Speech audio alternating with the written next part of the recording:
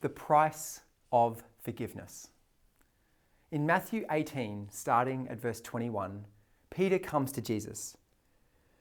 "Lord, how often will my brother sin against me and I forgive him? As many as 7 times?" Jesus proceeds to tell a story of a man that owed the king 10,000 talents. Now, a talent of silver would typically pay a man's wages for 20 years. So 10,000 talents? This guy owes the king 200,000 years of wages. How are you ever going to pay that off? Are you going to go and get a second job and work for the next 100,000 years?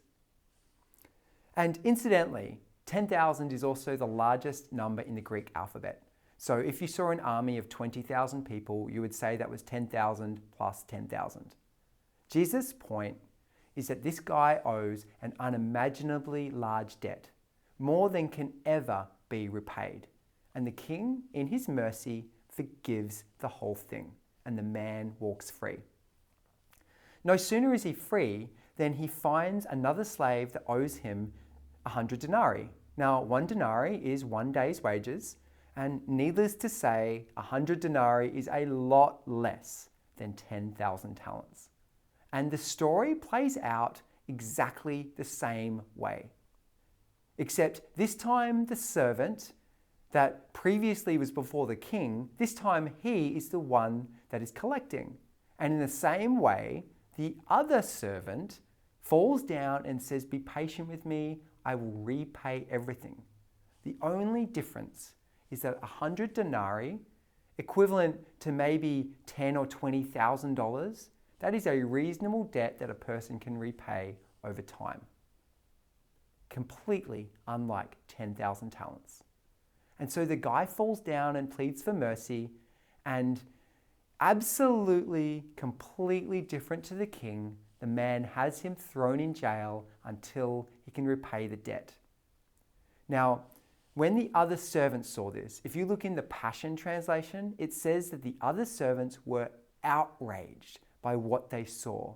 After such an act of mercy, they expected him to also have mercy.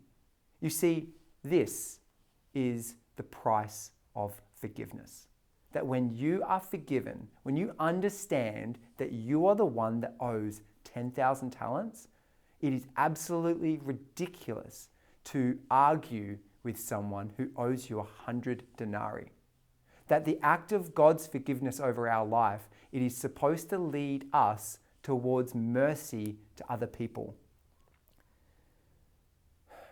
You see, when Jesus came asking him how many times he should forgive, Jesus said, you shouldn't forgive 7 times, but 70 times 7. In other words, you should forgive your brother as often as he sins. Because when you received mercy, God didn't just destroy the works of the enemy. He didn't destroy the works of the enemy to condemn us. He also destroyed the work that we have to condemn anyone else. This is the price of forgiveness. That understanding how we have been forgiven means that we extend forgiveness to other people. Now, as I was preparing this daily dose, I realized I had unforgiveness towards someone who hurt me in the past. And I just want to say that unforgiveness is a tough issue. 99% of the time, it's simply a matter of letting it go. But sometimes people hurt us in ways that are really difficult. And that doesn't mean that it doesn't take time. It doesn't mean that it might even, for some people, take a lifetime. But there is something wrong, there's something evil, there's something bad about being that servant who refuses to have mercy. And I'm not saying how each individual person needs to deal with unforgiveness in our life, but what I am saying is that we all, as Christians, need to recognize that the highest ideal is that we forgive everyone for every sin because we have been forgiven for every sin that we ever committed. This is the price of forgiveness.